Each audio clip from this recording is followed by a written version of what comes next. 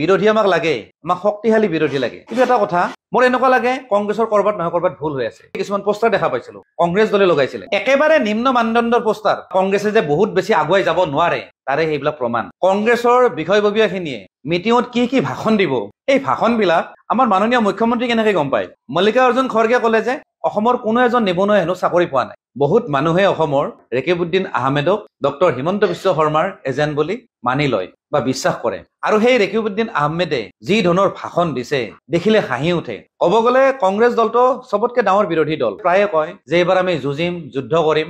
কংগ্ৰেছে বিজেপিৰ লগত যুদ্ধ কৰাৰ কোনো প্ৰয়োজন নাই, তেওঁলোকে নিজৰ ভিতৰতে যুদ্ধ কৰিব লাগে। তেওঁলোকৰ ভিতৰত কোন কোন বিভীষণ আছে এইটো বাছি লোৱা প্ৰথমতে দৰকাৰ। কংগ্ৰেছৰ মিটিং আছিলে আৰু মিটিঙত ৰাহুল গান্ধীকে ধৰি মল্লিকাৰ্জুন খৰগেও আছিলে। মিটিং হৈছিলে ছয়গাঁও বকো অঞ্চলত। নতুনকৈ যিখন দলং বনাইছে ডাউন টাউনৰ পৰা 6 মাইললৈকে, সেই ব্ৰিজখনত কিছুমান পোষ্টাৰ দেখা পাইছিলো কংগ্ৰেছ দলে লগাইছিলে, একেবাৰে নিম্ন মানদণ্ডৰ পোষ্টাৰ। সেই পোষ্টাৰ কেইখন দেখিলে গম পাই যে কংগ্ৰেছে কি ধৰণে কাম কৰি আছে বা কংগ্ৰেছে যে বহুত বেছি আগুৱাই যাব নোৱাৰে তাৰে সেইবিলাক প্ৰমাণ। বিৰোধী আমাক লাগে, আমাক শক্তিশালী বিৰোধী লাগে। কিন্তু এটা কথা, মিটিংখন হোৱাৰ পিছত ছচিয়েল মিডিয়াত হওক বা নিউজ চেনেল বিলাকত যি ধৰণৰ বাতৰি প্ৰচাৰ হৈছে, মোৰ এনেকুৱা লাগে কংগ্ৰেছৰ কৰবাত নহয় কৰবাত ভুল হৈ আছে। মই কেইটামান এক্সাম্পল দি আছো। প্ৰথম কথাটো হ'ল কংগ্ৰেছৰ বিষয়ববীয়াখিনিয়ে মিটিঙত কি কি ভাষণ দিব, এই ভাষণবিলাক আমাৰ মাননীয় মুখ্যমন্ত্ৰী কেনেকে গম পায়? ছেকেণ্ড কথা, মল্লিকাৰ্জুন খৰগে ক'লে যে অসমৰ কোনো এজন নিবনুৱাই হেনো চাকৰি পোৱা নাই। 3 নম্বৰ কথাটো হ'ল ৰেকিবউদ্দিন আহমেদৰ ভাষণ।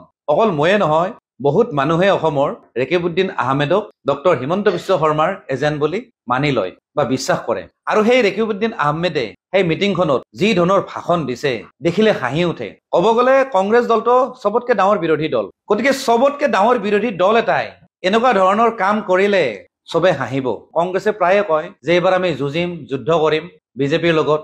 কংগ্ৰেছে বিজেপিৰ লগত যুদ্ধ কৰাৰ কোনো প্ৰয়োজন নাই, তেওঁলোকে নিজৰ ভিতৰতে যুদ্ধ কৰিব লাগে। তেওঁলোকৰ ভিতৰত কোন কোন বিভীষণ আছে এইটো বাছি লোৱা প্ৰথমতে দৰকাৰ। এজন নিৰপেক্ষ ব্যক্তি হিচাপে মোৰ মতামত দাঙি ধৰিছো। না মই কংগ্ৰেছক ছাপোৰ্ট কৰিছো, না মই বিজেপিক ছাপোৰ্ট কৰিছো। ধন্যবাদ।